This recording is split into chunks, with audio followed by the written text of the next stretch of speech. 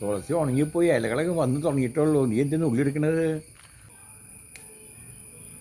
അതേ, തുളസിയുടെ ഇല ഇട്ട് ആവി പിടിച്ചു കഴിഞ്ഞാൽ നല്ലതായിരിക്കും. ഇന്നലെ മുഴുക്കാൻ നല്ല തലവേദനയായിരുന്നു, ചെറിയൊരു പനിയും കോളുണ്ട്. നീ ഈ പഴയ കാലഘട്ടത്തിൽ ഇത് നോക്കി നടക്കണം. ഇപ്പോഴത്തെ പനിയെ സൂക്ഷിക്കണ്ട.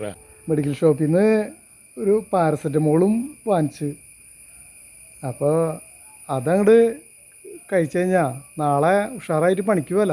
ഈ തുളസി വെള്ളവും പാരസെറ്റമോളും കഴിക്കുന്ന കാര്യമില്ല.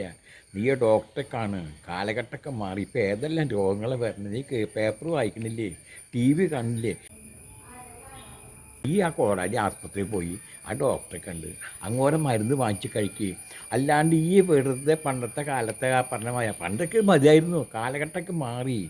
നല്ല പനി വന്നു കഴിഞ്ഞാൽ വയറിളക്കം വരുന്നത് എന്തെല്ലാം രോഗങ്ങളുണ്ട് ഇപ്പോൾ പേപ്പറിൽ വായിക്കണേ. നീ സ്വയം ചികിത്സ നിർത്ത്. നല്ലതാണ് പണ്ട്. ഇപ്പോൾ പറ്റില്ല. ഇപ്പം എന്താ ഡോക്ടറെ കണ്ട് മരുന്ന് വാങ്ങിച്ച് കഴിച്ച് സൂക്കേട് മാറുക. നമ്മൾ സ്വയം ചികിത്സ നിർത്തുന്ന കാലമായി. രോഗങ്ങൾ മാറി, കാലങ്ങൾ മാറി, രോഗങ്ങൾ കൂടിക്കൊണ്ടിരിക്കുകയാണ്. പണ്ടൊക്കെ എന്ന് പറഞ്ഞാൽ ഈ എന്തെങ്കിലും നമുക്ക് ആരെങ്കിലും അതിൻ്റെയോ ഇതിൻ്റെയോ അല്ലെങ്കിൽ പനിക്കൂർക്കയോ കഴിച്ചാൽ രോഗം മാറിയിരുന്നു. ഇപ്പം മാറില്ല. സ്വയം ചികിത്സ നമുക്ക് വേണ്ട. കാലഘട്ടം മാറി. നീ അല്ലാണ്ട് ഈ തുളസിയുടെ വെള്ളം വച്ച് കുടിച്ചു, പനി പിടിച്ചു, വയറിളക്കം പിടിച്ചു, രോഗങ്ങൾ വന്നു. ഇതൊന്ന് ഇപ്പം സൂക്കേട് കാലം മാറി പുതിയ രോഗങ്ങളെ വരണേ. നീ ആ ഡോക്ടറെ ചെന്ന് കാണുക.